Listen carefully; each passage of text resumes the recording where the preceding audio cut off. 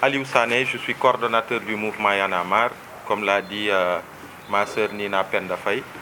Mais aujourd'hui, je ne suis pas là en tant que coordonnateur d'Y en a marre. Je suis là en tant qu'adhérent à cette initiative citoyenne spontanée, hein, qui est née il y a peut-être 48 heures suite à ce que vous savez, le drame qui est arrivé à Louga avec notre sœur, notre concitoyenne, Astou Sokhna, qui a perdu la vie en donnant naissance et par la faute encore, en tout cas, à cause de négligence au niveau de la structure de santé qu'il a accueillie. Comme c'est très souvent le cas, il y a des milliers et des milliers de Astou Sokhna au Sénégal, comme l'a si bien dit Gaël Babacar Mbaye. Donc la première chose déjà, c'est qui sommes-nous? Le collectif Patient en danger est une initiative spontanée de citoyens et de citoyennes, et surtout de citoyennes, de braves dames, les braves dames que vous voyez, les linguères que vous voyez là, de façon spontanée, il y a eu cet élan qui a mis en place cette dynamique citoyenne-là. Elle est très inclusive, aucune appartenance de quelque ordre que ce soit. Pour la plupart, c'est des professionnels, c'est des Sénégalais qui œuvrent dans leur domaine, dans la tranquillité de leur foyer et de leur travail, mais qui se sont mobilisés autour de ce collectif pour une question aussi importante, aussi cruciale. Donc ça, il est important de le dire. Et il est important de dire, et ça je l'ai vu, très très vite, il y a eu un groupe WhatsApp qui s'est créé spontanément, qui va vers peut-être 150 ou 200 personnes. Et dans le groupe WhatsApp, vous verrez qu'il y a même des personnels de santé. En fait, il y a des infirmiers, des infirmières, des médecins et des dames qui travaillent dans la médecine. Donc ça veut dire quoi? Ça veut dire que ce n'est pas une entité, une dynamique citoyenne qui est créée contre les professionnels de santé. Il ne s'agit pas de ça, parce qu'on a des médecins parmi nous, on a des infirmiers parmi nous, on a des infirmières. Ça aussi, il faut le dire clairement. Et là où je vais entamer mon propos, c'est de dire que à l'entame de la Covid-19 au Sénégal, le président Macky Sall, dans son initiative de s'ouvrir aux forces vives de la nation, avait convié le mouvement Y en a marre à une rencontre pour recueillir son avis sur la gestion de cette pandémie au Sénégal.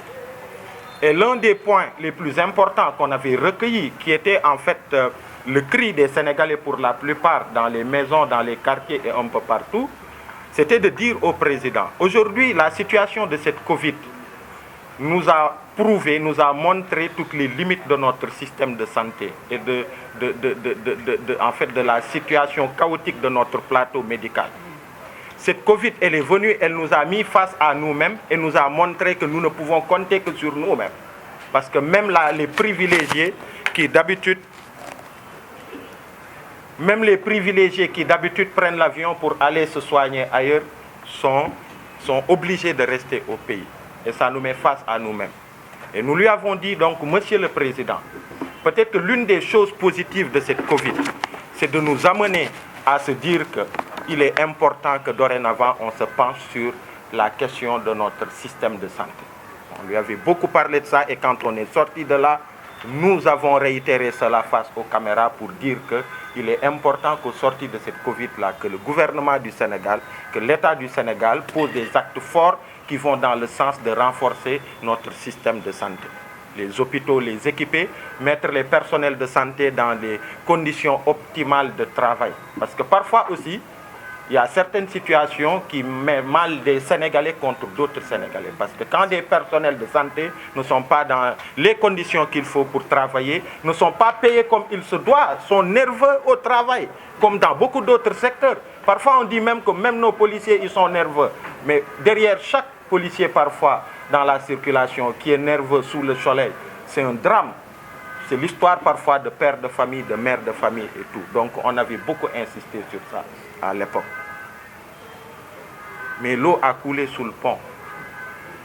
Après tout ce temps, après tout ce qu'il y a eu avec la Covid, est-ce que vous avez le sentiment en tant que Sénégalais que notre État a appris de ça en termes de priorisation, en termes de focus sur nos hôpitaux, en termes de focus sur nos systèmes de santé en termes de réforme, en termes vraiment de politique sérieuse qui permettent de relever le niveau de notre plateau médical au Sénégal. Est-ce que vous avez ce sentiment? Non. Pas plus tard qu'il y a quelques semaines, les projecteurs ont été braqués sur l'hôpital régional de Kolda, avec un bâtiment qui a été bâti là-bas, avec beaucoup de béton, c'était très beau, machallah. Un hôpital qui était censé rayonner au niveau sous-régional, jusqu'en Gambie et en Guinée-Bissau, mais qui n'avait même pas de scanner, qui n'avait même pas de gynécologue. Et il y a même d'autres spécialités qui n'existent pas dans cet hôpital-là, où parfois des Koldois, pour se soigner, sont obligés d'aller vers Ziguinchor, Tambacounda, juste pour une radio, ou pour avoir un gynécologue. Et certains même de cette zone-là qui vont en Gambie pour se faire soigner. Donc, le problème, il reste entier. Le problème de notre système de santé, il reste entier. Et aujourd'hui, on est face à cette actualité. Cette actualité, elle l'a dit, mais il y a des millions et des millions de Astou Sokhna au Sénégal. Chacun peut expliquer des situations qu'il a vécues dans les hôpitaux. Chaque Sénégalais, commençant par moi-même. J'en ai tellement vécu. Tout le monde peut dire des choses. Je suis allé à l'hôpital, en termes d'accueil, voici les problèmes qu'il y a eu. En termes de prise en charge, voici les problèmes qu'il y a eu. Voici le montant qu'on m'a imposé pour m'ausculter. Moi j'ai été à l'hôpital, il y a peut-être quelques temps derrière. Je suis arrivé, les sapeurs, ils ont amené quelqu'un qui baignait dans son sang. Au lieu de s'occuper de lui tout de suite, les gens demandaient quand Moko Indi, qui l'a amené, qui doit faire la garantie, on doit prendre la pièce d'identité de qui pour qu'après pouvoir payer. Alors que le gars, il baigne dans son sang. Mais j'ai dû crier j'ai dû crier très fort, tellement j'étais touché par cette scène-là, pour qu'il puisse le prendre en charge. C'est ça notre système. Et c'est de ça qu'a été victime notre sœur Astou Sokhna, et derrière elle, beaucoup d'autres. Notre sœur là aussi, elle va raconter son histoire. Donc ce qui est arrivé est arrivé. Et la dynamique, le collectif patient en danger, s'est levé pour quand même poser un acte fort, que ce soit un acte citoyen encore une fois, que des citoyens qui disent à l'autorité qu'il est important de s'arrêter c'est un problème structurel. Il ne peut pas être réglé par du saupoudrage. Ce n'est pas possible.